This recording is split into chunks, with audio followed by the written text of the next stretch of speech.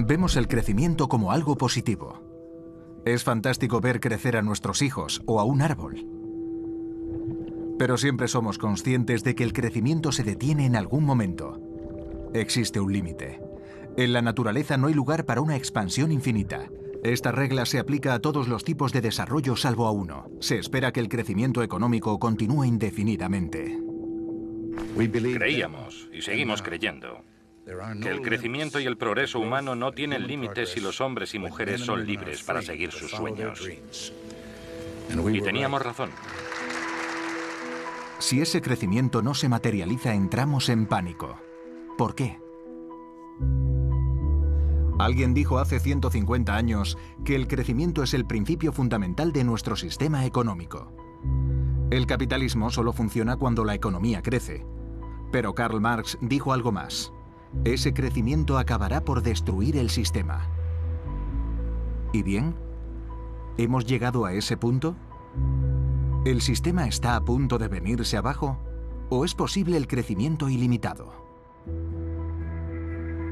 Los gobiernos no quieren ni que mencionemos ese tema. Se niegan a discutir la cuestión del crecimiento. Visto desde fuera, si llega un extraterrestre y observa nuestra sociedad, no entendería lo que pasa. ¿Qué hacen? ¿Qué es ese crecimiento que aparece en todos los discursos políticos y forma la base de todos los manuales de economía? ¿De qué se trata? ¿Es una religión? ¿Es un Dios que están buscando? ¿Un virus que los ha infectado? ¿Y a qué se debe ese miedo visceral que aparece en cuanto el crecimiento empieza a desaparecer?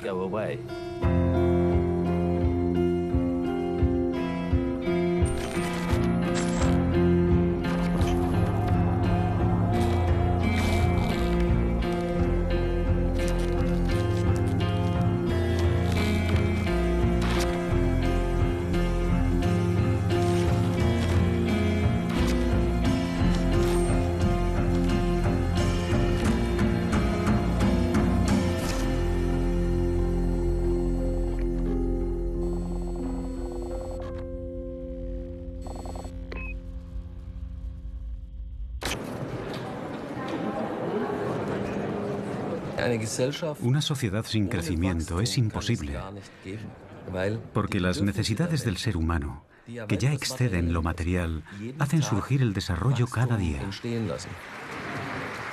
Portugal crece. Hay un fuerte crecimiento económico en España. Mejora la situación del empleo. Se aprecia un crecimiento económico único en Europa. Creo que la política está fascinada por la cuestión del crecimiento, porque se trata de un concepto con el que los políticos pueden adornarse y recibir el apoyo de los votantes y de la población. Mientras haya seres humanos con necesidades en este planeta, habrá crecimiento. Esto es tan inmutable como la fuerza de la gravedad.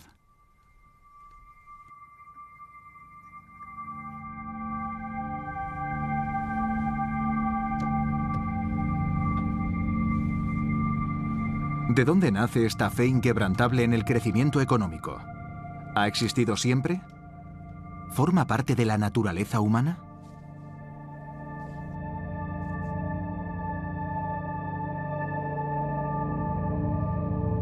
Gracias a un uso audaz e imaginativo de los métodos de producción en masa, la industria estadounidense pudo obrar un milagro durante la guerra, construir más aviones que el resto de países juntos, fabricar 200 barcos al mes, barcos que transportaron a las Fuerzas Armadas de los Estados Unidos para decidir el resultado de la guerra.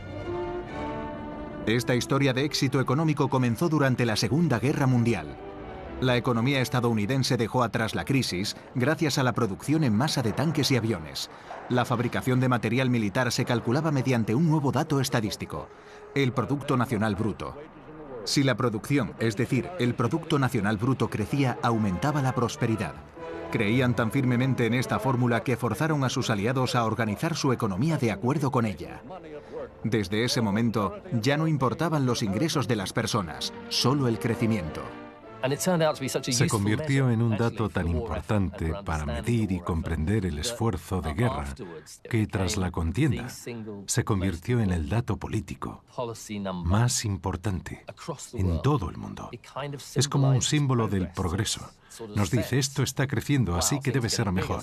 Así nació el Producto Nacional Bruto. Durante las 3 décadas posteriores a la guerra, las economías occidentales aumentaron hasta un 8% anual. En Estados Unidos esto se llamó la Edad de Oro del capitalismo. En Francia, los 30 años gloriosos. En Alemania, el milagro económico. Toda una generación disfrutó de prosperidad material y pleno empleo. Y esto quedó grabado en la consciencia colectiva. Aunque esa alta tasa de expansión era solo posible por la gran destrucción de la guerra, la fe en el crecimiento era imparable. El Producto Nacional Bruto se convirtió en la medida más importante de la historia.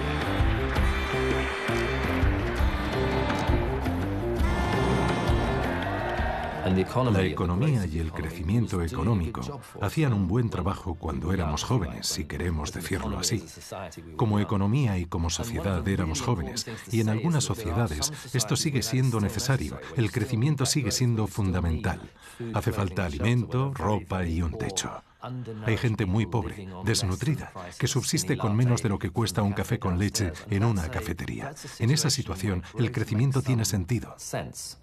Pero la idea de que los seres humanos siempre queremos más y más cosas no es muy sólida. Llegados a un cierto punto tenemos que preguntarnos ¿cuánto es suficiente? ¿Cuánto más tiene que crecer la economía para satisfacer los deseos humanos?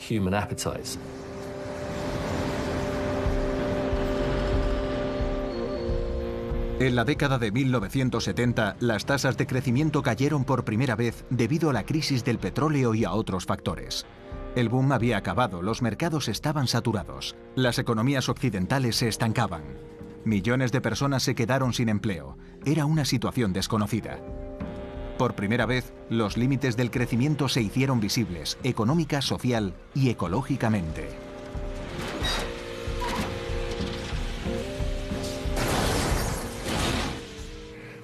Hay algo que sí sabemos sobre el crecimiento. En 1972, por encargo del Club de Roma, se presentó en Washington un informe titulado Los límites del crecimiento. Mediante una simulación por ordenador, los investigadores del Instituto Tecnológico de Massachusetts calcularon las consecuencias de un crecimiento económico continuado para el planeta.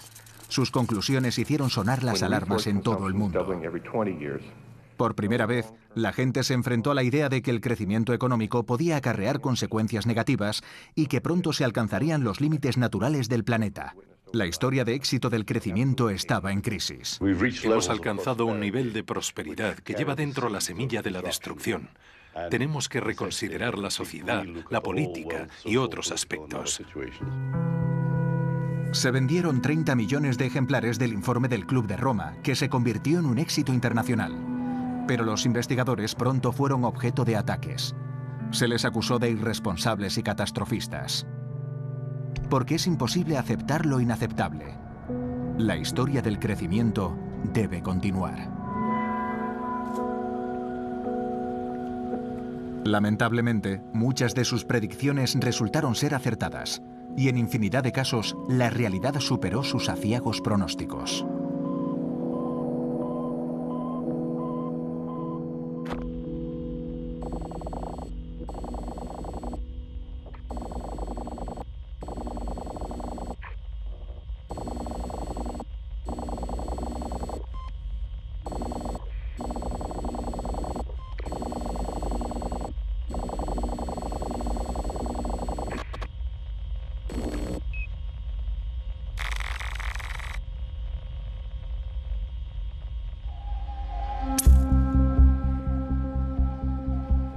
Cuando el informe del Club de Roma causaba revuelo, las selvas de la cuenca del Amazonas en Brasil permanecían prácticamente intactas. El gran estado de Mato Grosso, habitado principalmente por pueblos indígenas, estaba repleto de bosques. Hoy queda poco de eso. Desde mediados de los años 80, el progreso, con la ayuda de inversores internacionales, ha ganado terreno a la selva. Cada minuto desaparece una superficie de selva equivalente a 35 campos de fútbol. La historia se repite. Primero llega la industria maderera, después el ganado y por último, los varones de la soja.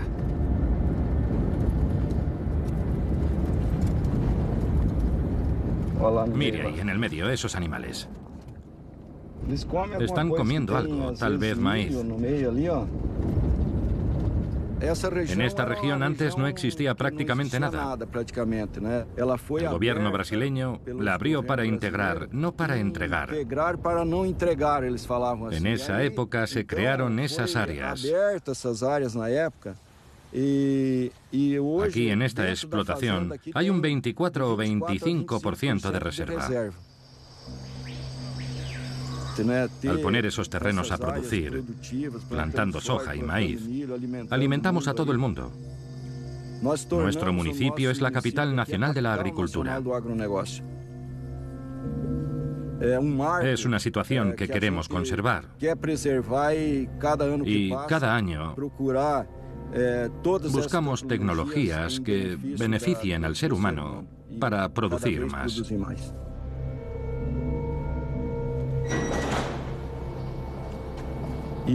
Hoy en día, si hablamos de aviones agrícolas, este es uno de los mejores. Lleva 1.800 litros de material, es más rápido y alcanza una mayor superficie. Aquí hay glifosato de BASF.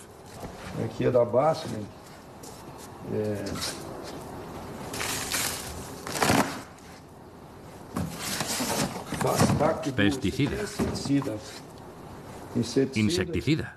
Ahí están los fungicidas. El martes, creo, estuvieron aquí unos representantes de BASF. Investigan para mejorar los productos que están en el mercado,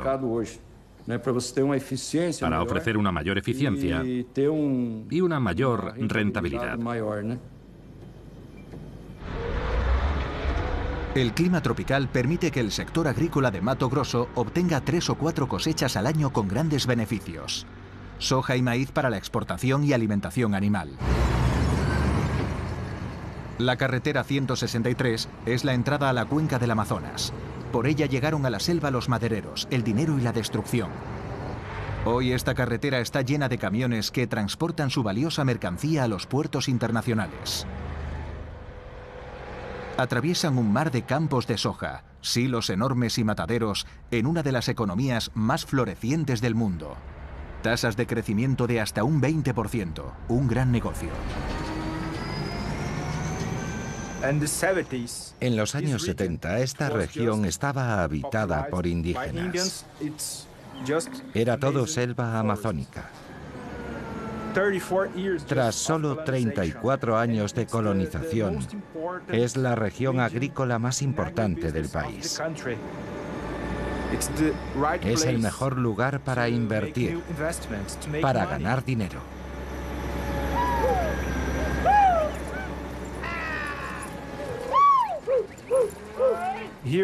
Esto es lo más importante, el mayor corral de engorde del estado de Mato Grosso. Gran parte del ganado se exporta a Rusia, China y a otros países. Lo que se hace aquí es clasificar los animales.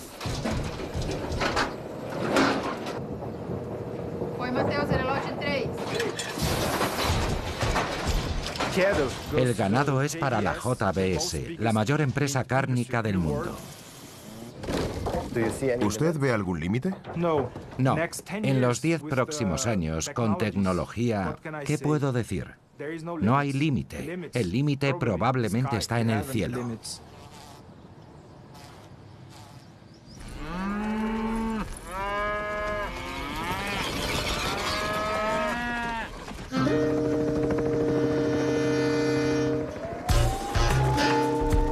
En respuesta a la crisis de los años 70, la política económica emprendió un cambio. Había que encontrar nuevas posibilidades de crecimiento a cualquier coste, aunque hubiese que liberar las fuerzas primarias del capitalismo financiero, contenidas desde la Segunda Guerra Mundial, en parte porque eran responsables de la Gran Depresión y de la propia guerra.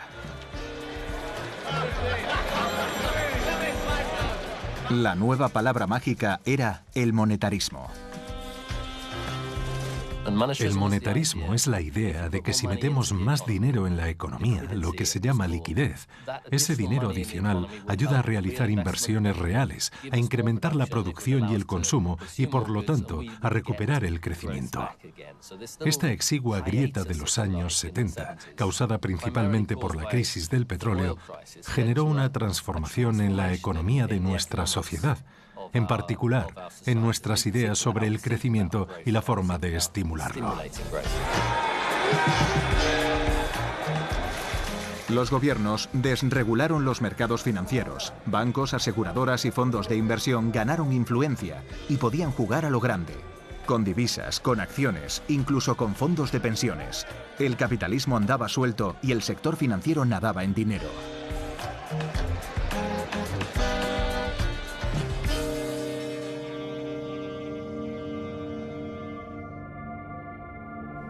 Fue un pacto con el diablo, el comienzo de un proceso subrepticio de renuncia al poder.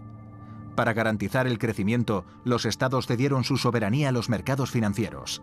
¿A qué nos referimos con mercados financieros? ¿Qué es el capital? ¿Y en qué nos afecta a todos?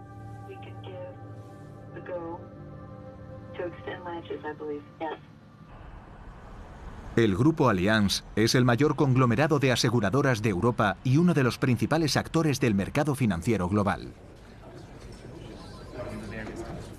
Soy responsable de 600.000 millones de euros, 500.000 de ellos en seguros de vida y otros 100.000 en seguros de bienes.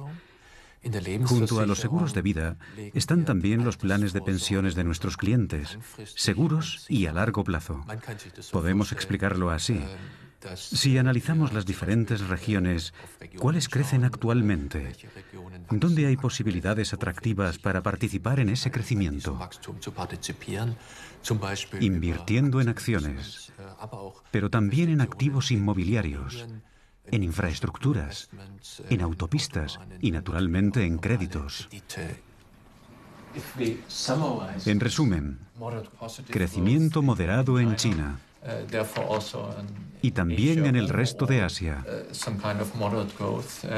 En los mercados desarrollados de Europa y Estados Unidos no se aprecian factores de crecimiento.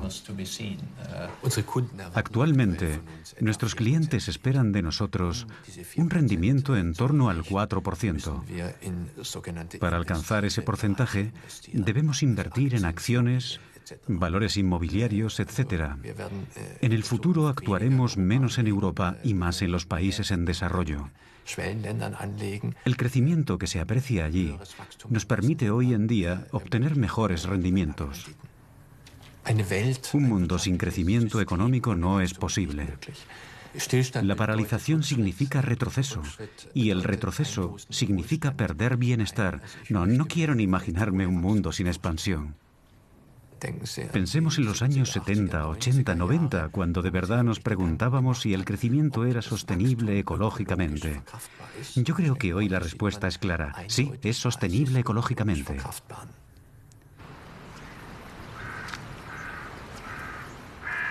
El dinero de millones de personas aseguradas se transfiere para multiplicarse. Cuando el equipo de Andreas Gruber tiene una idea aproximada de a qué países deben ir los millones, contrata a un gestor de activos que determina en qué acciones o bonos invertir. La mayor parte de nuestros clientes son instituciones. Lo que quieren es invertir sus fondos en el mercado de capitales. Nuestros clientes esperan recuperar su dinero. Quieren recuperarlo y obtener un beneficio. Cuanto mayor es el crecimiento, mayor es el beneficio. PIMCO administra 1,2 billones de euros en activos y en Alemania gestionamos 490.000 millones de euros. Los mercados financieros tienen un papel social en la distribución de los ahorros de las personas para la inversión. Y la inversión suele tener la forma de una deuda. Por ejemplo, si alguien contrata un préstamo para comprar una casa, el préstamo podría acabar en un fondo y nosotros podríamos acabar comprándolo. El crecimiento es importante para que las personas y empresas que tienen préstamos con los mercados de capitales puedan pagarlos.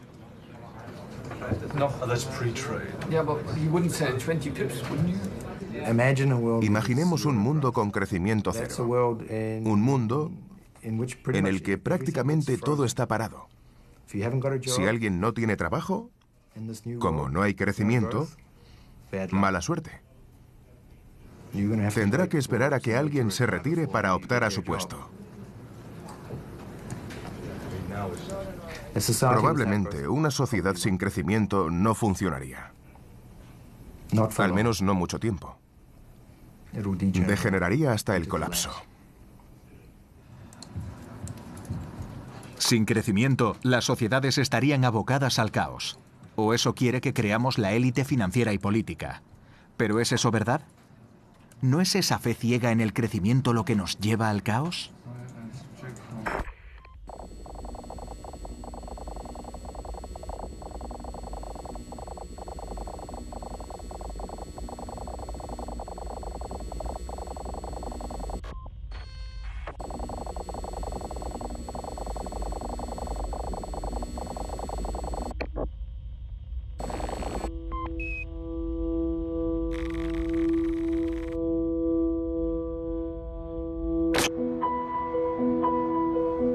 En los años 80, el mundo de las finanzas, que operaba desde la City de Londres y desde Wall Street, incrementó su influencia en los estados y en las sociedades y se convirtió en el motor del capitalismo.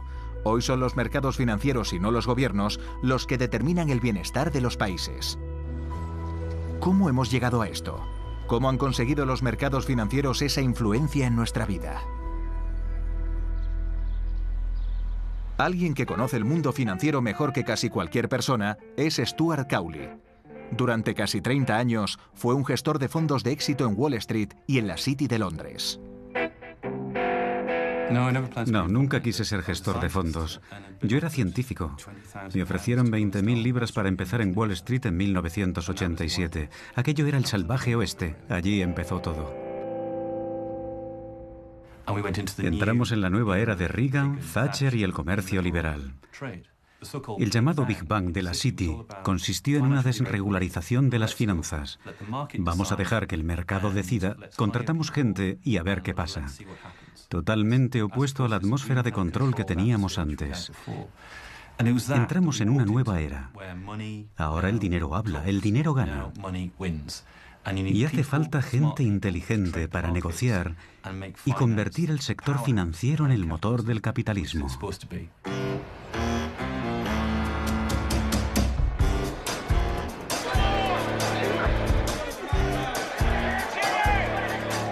El plan parecía funcionar. Los mercados de acciones subían. El crecimiento ya no debía financiarse mediante sueldos e impuestos. Ahora lo que contaba era el crédito. Los gobiernos y las personas acumulaban deuda, obtenían créditos para ser buenos consumidores y, por lo tanto, generar crecimiento. Entran en juego las tarjetas de crédito y los descubiertos. Los préstamos hipotecarios están al alcance de cualquiera. En ese punto, explota. Ahora no son solo los ricos los que tienen acceso a esas herramientas, al consumo, sino también los que tienen ingresos inferiores. Si observamos la masa monetaria y la oferta de crédito a principios de los 80, es un exceso.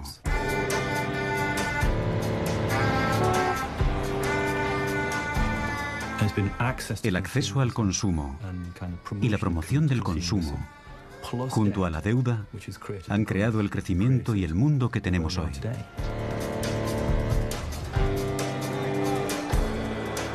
La fría lógica del mercado se hizo con el poder, generando ganadores y perdedores. Uno de los que supieron utilizar esa nueva lógica del mercado para su beneficio personal fue Donald Trump. Creo que tengo instinto, pero no creo que sea el instinto de un tiburón. Tengo instinto para conseguir lo que quiero, o tal vez para saber cómo conseguir lo que quiero.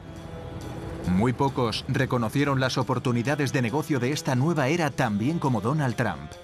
Compró grandes bloques de edificios ruinosos en Nueva York y los transformó en hoteles y apartamentos de lujo. Los bancos, intoxicados por el boom del mercado, le prestaron el dinero. Además, negoció la mayor exención fiscal de la historia de Nueva York. Trump no pagó prácticamente nada. Manhattan es un lugar increíble donde se puede construir un edificio de 300 o 400 apartamentos y venderlo en cuestión de días. El que estoy construyendo es uno de los más increíbles nunca vistos y los apartamentos se venden como churros. Manhattan se ha convertido en un lugar para ricos. Punto.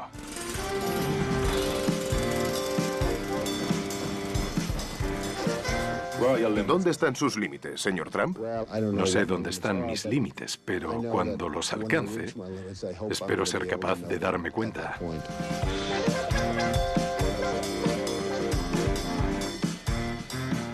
El genio había salido de la lámpara. En el nuevo mundo del capitalismo financiero ya no podían ponerse límites. Se hicieron grandes esfuerzos para venderlo como un sistema controlable y seguro. Todo este sector se basa en una especie de ilusión, la ilusión de la certeza. Existe un interés dentro del sistema por aparentar conocimiento, por así decirlo, un conocimiento especial. Pero seguramente no saben más de lo que sabe cualquiera. La empresa Bloomberg de Nueva York es un elemento central del sistema financiero. Desde los años 80 ha informado a agentes de bolsa y banqueros de fluctuaciones de precios y datos financieros de todo el mundo prácticamente en tiempo real, lo que la convierte en una de las empresas de comunicación más influyentes. Su agencia de noticias y su canal de la bolsa retransmiten por todo el planeta la buena nueva del mercado libre. Nuestro papel en los mercados financieros es proporcionar transparencia. Presentamos una gran cantidad de datos, de números sobre mercados, economías, empresas.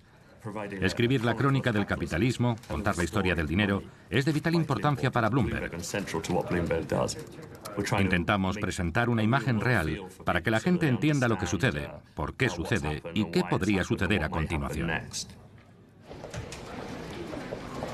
Los datos de crecimiento económico están entre los más importantes para nosotros. Es como el marcador en el fútbol. Nos dice cuál es el estado de la economía.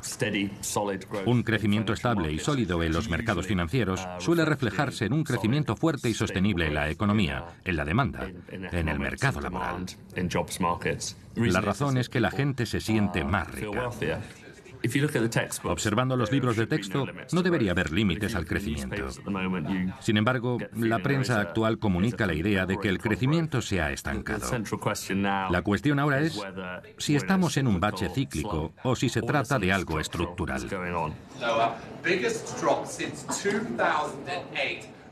¿Y cuál es su opinión personal sobre esto?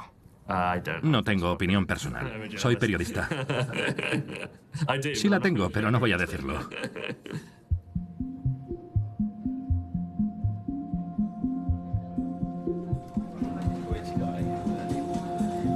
La historia del mundo sugiere que el ser humano sale adelante casi siempre. Que cuando están entre la espada y la pared, los emprendedores y los inversores con ideas inteligentes pueden prosperar. Sí, es posible reinventar el mundo. Ya lo hemos hecho muchas veces. Normalmente es posible apostar para que el ser humano pueda conseguir un futuro mejor.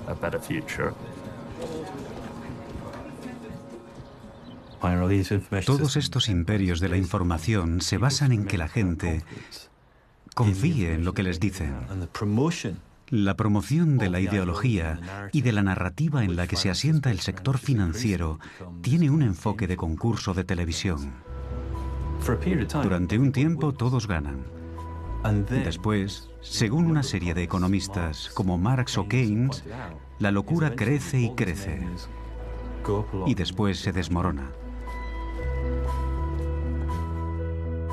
El sector financiero presionó a los gobiernos para garantizar que el crecimiento pudiese continuar, y los gobiernos creyeron que era lo mejor para la economía, porque todo el mundo lo decía. Según el monetarismo, si había toda esa liquidez en el sistema, la economía real crecería, pero lo que sucedía en realidad era que todo el dinero se utilizaba para apostar por el crecimiento de determinadas empresas y acciones y en el del propio dinero. Y los que apostaban no solo se beneficiaban, sino que además eran los únicos que regulaban el sistema. De ese modo, se creó un sistema inestable e increíblemente desigual en el que los ricos se hicieron mucho más ricos en muy poco tiempo. Durante décadas, las sociedades se fueron transformando en un enorme mercado para el que, supuestamente, no había alternativa. Las cantidades de dinero que ganaban unos pocos en los mercados financieros reclamaban a gritos grandes beneficios y se infiltraban en todos los rincones del mundo. Se buscaban constantemente nuevos modos de ampliar beneficios ya billonarios. El mundo parecía muy pequeño para el capital.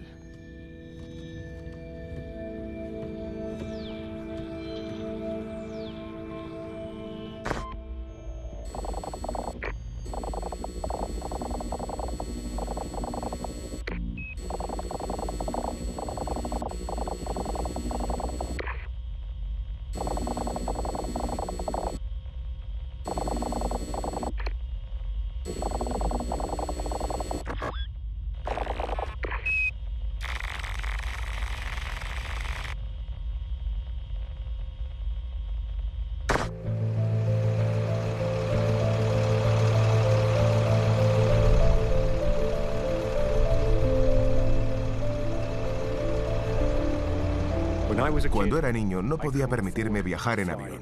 De hecho, entré a trabajar en el sector del transporte aéreo antes de subirme a uno. Hoy volar nos parece un derecho. Ha cambiado nuestra forma de comprar, los lugares a los que viajamos, las conexiones entre personas y culturas diferentes. Durante los próximos 20 años esperamos que el mundo necesite 32.000 aeronaves civiles nuevas. Actualmente, unos 1.000 millones de personas viajan en avión regularmente. Los 6.000 millones restantes todavía no lo hacen.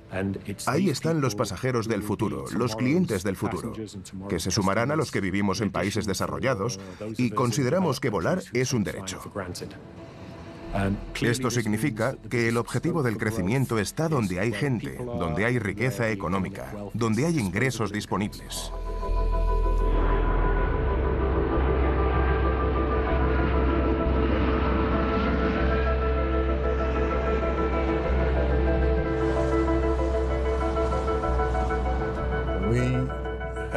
En los últimos 6 años,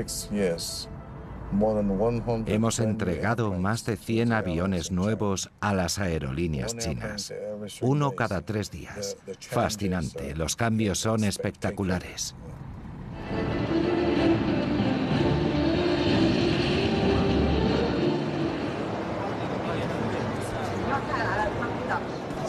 Presidente Zhuang ha reunido a mucha gente.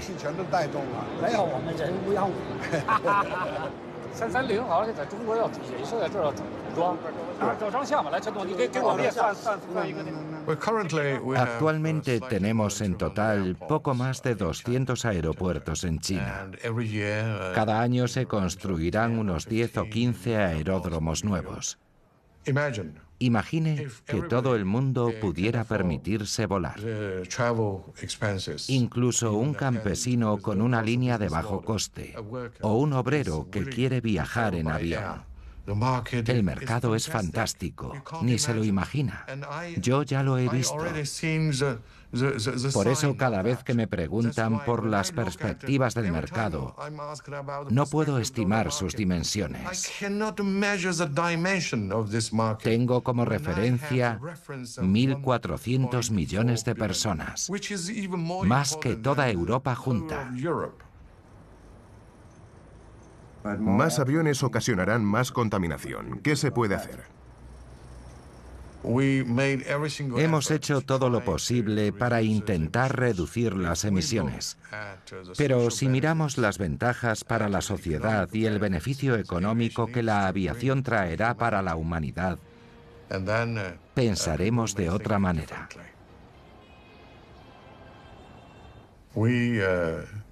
Intentamos que el mundo sea cada vez más pequeño. Una auténtica aldea.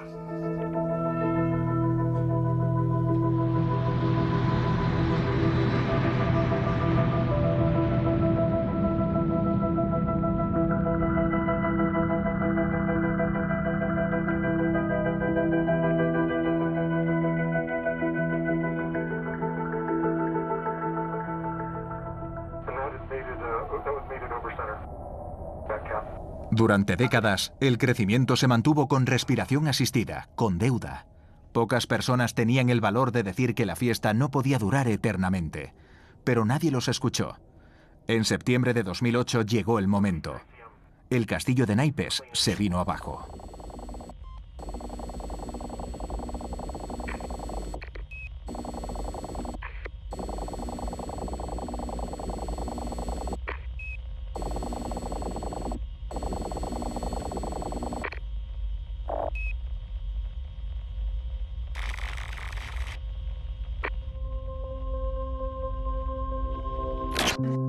Lunes negro para el mercado de capitales en Estados Unidos, a pesar de los dramáticos esfuerzos de rescate del fin de semana. Los intentos para mantener vivo el cuarto mayor banco de inversión del mundo han fracasado. Lehman Brothers cierra sus puertas para siempre. Es una parte necesaria del proceso de limpieza. Sabíamos que Lehman era débil. Esperábamos que desapareciese. No se va de la forma que creíamos, pero se va.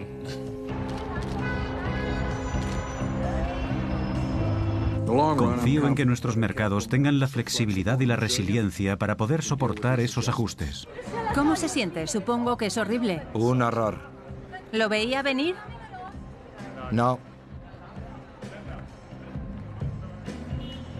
Fue un gran impacto para el sistema. Había una sensación de que no podíamos dejar que sucediese de nuevo.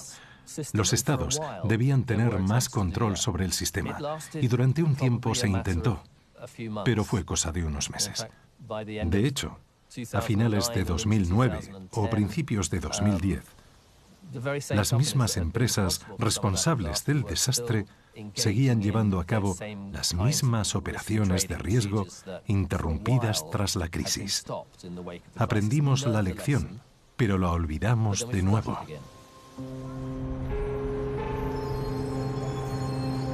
Tras la crisis, los gobiernos tuvieron la oportunidad para liberar al mundo de su dependencia de los mercados financieros y cambiar el sistema. Pero la desaprovecharon. Se aferraron en revivir el antiguo sistema y gastaron billones de dólares para salvar a los bancos. Entonces sucedió algo increíble. La crisis bancaria se convirtió, por arte de magia, en una crisis de deuda soberana. La deuda privada se transformó en deuda pública. Los estados y sus ciudadanos se vieron sometidos a políticas de austeridad que millones de personas sufren todavía hoy. Sin embargo, los bancos y los mercados financieros volvieron pronto a la normalidad. En realidad, nada es lo que parece. El capitalismo sobrevivió a la crisis, pero ya no funciona igual que antes.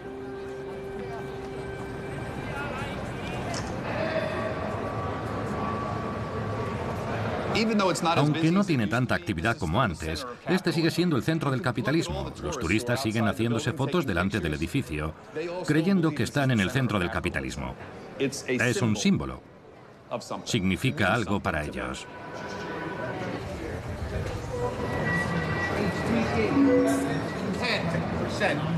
Soy como un meteorólogo de los mercados financieros. Vengo todos los días e intento interpretar lo que sucede.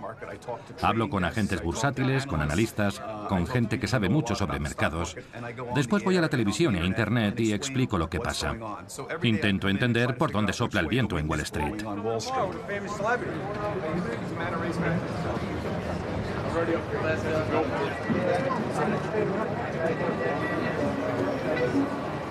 El índice Standard & Poor's 500 ha subido un 1,5% este mes. Tenemos líderes de mercado claros, debido a las buenas perspectivas para el cuarto trimestre. ¿Recuerdan quiénes lideraban los mercados? Energía, tecnológicas y bancos. Y hoy se quedan atrás la energía, las tecnológicas y los bancos. Es muy interesante. Gracias. Bob, déjame que cambie la batería.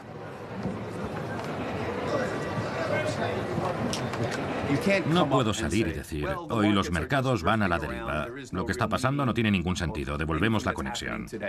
No valdría para nada. A nadie le interesaría. Los seres humanos quieren historias, no una lista interminable de números. Eso no impresiona a nadie. La gente quiere saber qué pasa, que les cuenten de forma clara qué hacen los mercados. Eso es lo que hacemos en realidad, y a veces no es fácil, porque es un asunto muy complicado. Siempre se ha dicho que el capitalismo puede ser malo, que no ayuda a las personas. Yo no estoy de acuerdo.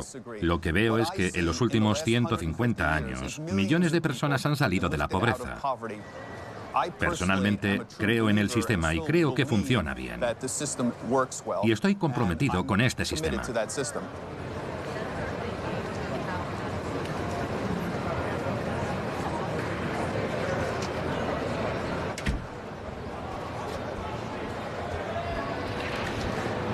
Cuando empecé en la Bolsa de Nueva York, éramos unas 5.000 personas en el parqué.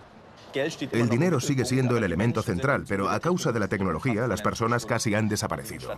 Ahora somos solo unos centenares. La fachada, por supuesto, sigue siendo la del mercado de valores de Nueva York. Parece algo muy respetable y es muy importante, pero en principio los cálculos los hacen las máquinas. Antes las cotizaciones aumentaban, porque las empresas tenían más beneficios. Si los beneficios de una empresa aumentan, sube la cotización de las acciones. Creo que eso puede entenderse. Ahí vemos el vínculo entre la economía real y la bolsa. En Estados Unidos, los grandes conglomerados llevan mucho tiempo sin incrementar sus beneficios. Pero, aunque las ganancias caen, las cotizaciones suben igualmente. El mercado financiero crece siempre, lo que lo separa de la economía real, de la realidad. Aquí pasan cosas que no hemos vivido nunca, con las que tal vez no sepamos qué hacer en el caso de que todo vaya hacia abajo. Sin duda, a todos los colegas del parque y a mí, esto nos causa un cierto temor.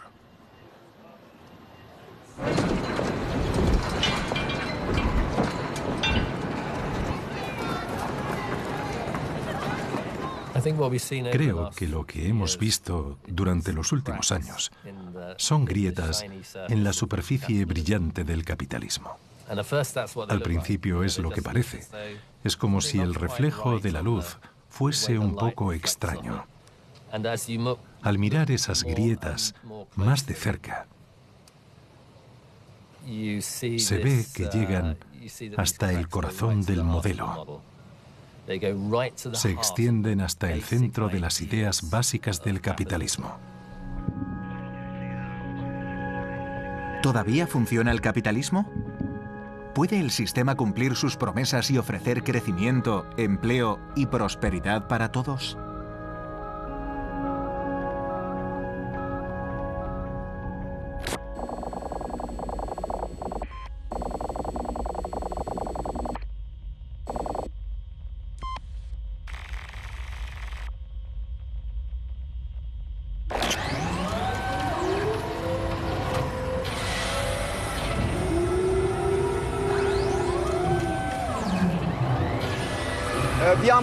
Tenemos la visión de una fábrica inteligente.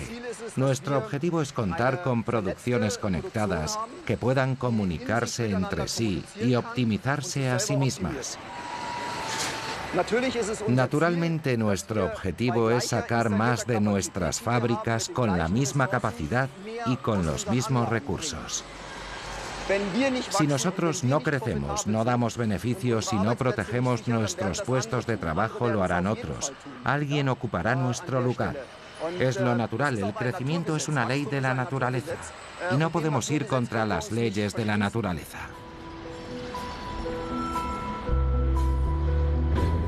Desde la revolución industrial, las máquinas han ido sustituyendo el trabajo humano, causando grandes trastornos sociales. Pero hasta hace poco, esto afectaba solo a los trabajos físicos. Ahora, las máquinas pueden hacer lo que nos hace únicos. Son capaces de pensar. Es un nuevo capítulo en la historia de la humanidad que tendrá graves consecuencias en nuestra forma de vivir y trabajar.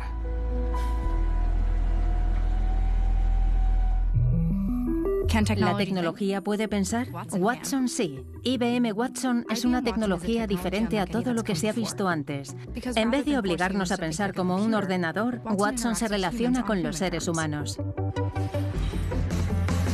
No se programa Watson, se trabaja con él y a través de nuestras interacciones Watson aprende, igual que nosotros. Sí, pueden aprender. Se podría decir incluso que son autodidactas. Por supuesto, en relación con el concepto de la cognición y las circunstancias en que estos sistemas y sus componentes aprenden. Si, por ejemplo, queremos introducir contenidos en un sistema así, estamos en el punto en el que debemos ayudar a interpretar una tercera parte del contexto para que el sistema empiece a aprender y pueda continuar asimilando por su cuenta una gran parte de esos conocimientos. ¿Le interesa hablar sobre cómo expreso y entiendo las emociones? Puedo expresar emociones con mi voz, con gestos y con la tableta. También con las luces de mis hombros. Como puede ver, soy un robot humanoide fabricado por Aldebaran. Soy una combinación sofisticada de hardware y software diseñada para interactuar con los seres humanos y hacerlos felices. Gracias. No es que nos vayamos a dejar fuera a nosotros mismos. Al contrario, vamos a trabajar en la medida en la que aportemos nuestra propia creatividad. Para mí, eso es un gran privilegio.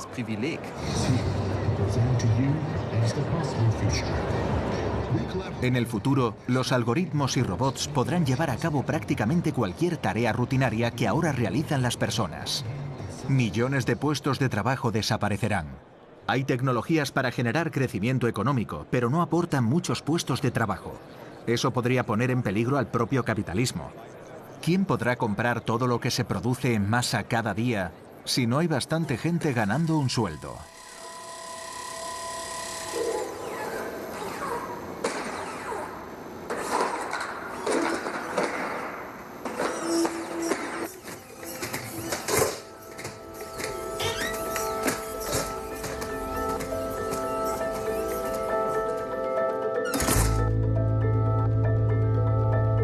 ¿Somos pasajeros de un avión con el sistema de navegación averiado? ¿Todavía controlamos el sistema? ¿O es el sistema el que nos controla?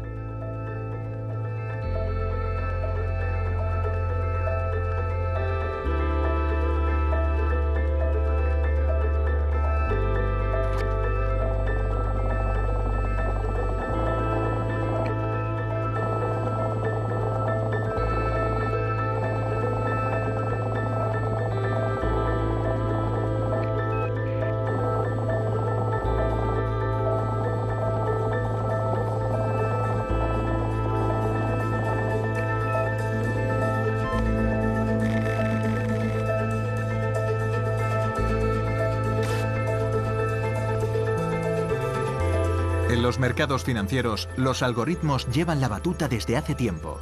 Unos ordenadores interactúan con otros en fracciones de segundo sin intervención humana.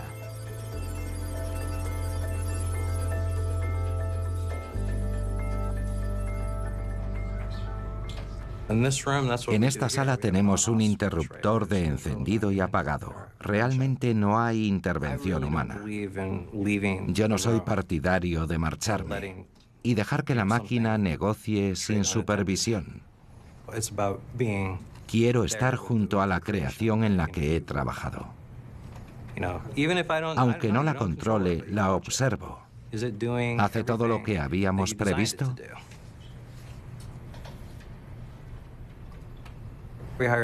Contratamos a científicos, técnicos y abogados. No tenemos administradores de empresas ni economistas.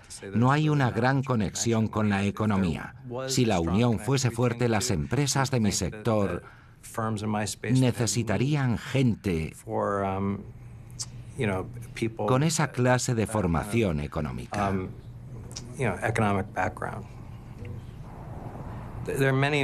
Hay muchos modelos matemáticos procedentes de campos como las apuestas hípicas que utilizamos aquí como elementos fundamentales del comercio algorítmico. En nuestra sociedad capitalista proyectamos la idea de que este es un entorno seguro para que las personas preparen su jubilación. En realidad es un entorno muy competitivo. Y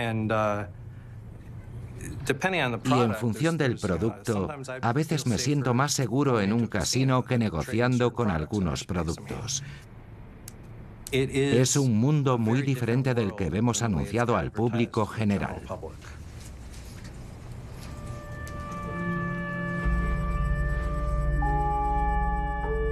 Los mercados financieros están fuera de control y ya no tienen conexión con la realidad. Aunque los algoritmos y los robots generan crecimiento, solo proporcionan trabajo y prosperidad para unos pocos. Y ese crecimiento está destruyendo nuestro futuro en el planeta. Ya no es posible ignorar los indicios de que algo va mal con el sistema. ¿Por qué seguimos ignorándolos?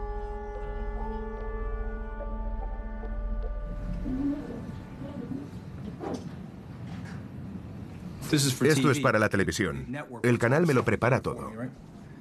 Tengo que admitir que he visto mucho mejor ahora que antes de salir en la televisión. Incluso contratan un estilista, ¿sabéis?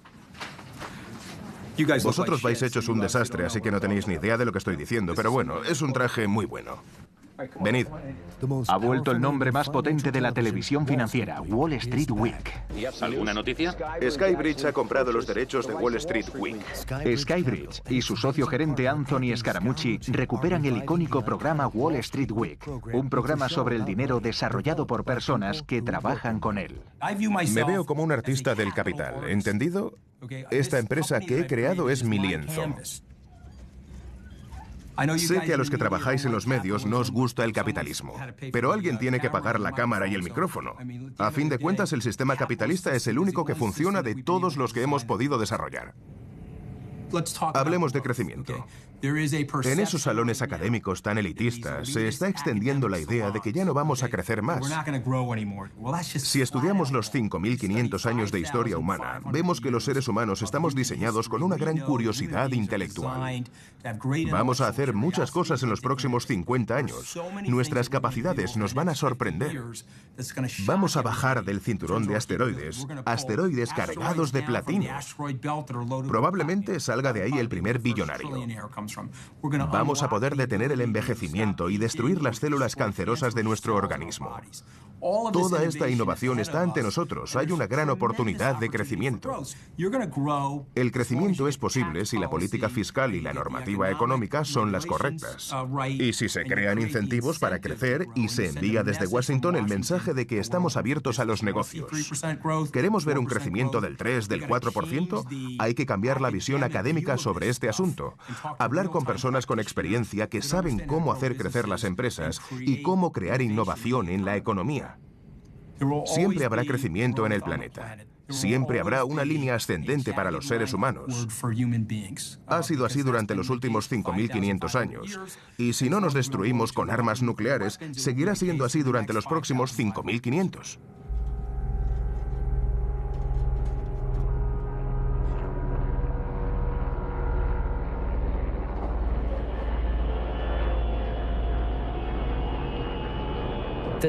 Esta estrategia tiene algo de desesperación. Es la sensación de que desde hace más o menos una década hemos reconocido que nuestra capacidad de crecer puede tener límites. Ahora nos hemos cansado de esa idea. No queremos ser tan realistas. Preferimos guiarnos por una fantasía absoluta. Nos gustaría tener esa visión.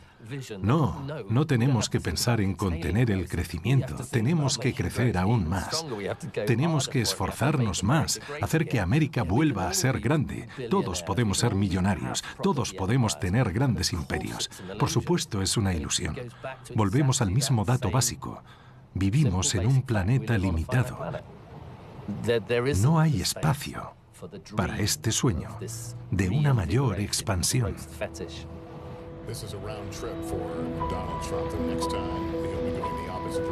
Vivimos tiempos extraordinarios. Nuestro mundo es cada vez más complejo y muchos están decepcionados porque están peor que antes. Pero en vez de cuestionar el sistema económico, miran a los que se han beneficiado, a los que siempre prometen crecimiento. A cambio de esas promesas vacías, cada vez más gente parece dispuesta a sacrificar la democracia, la paz y el medio ambiente.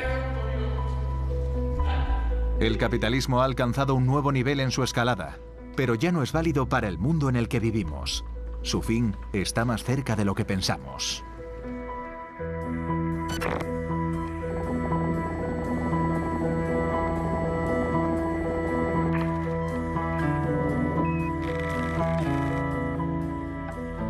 ¿Usted es optimista o pesimista? No sé si alguna vez lo he pensado. No puede hacerme eso a estas alturas de la entrevista. ¿Que si soy optimista? Sí.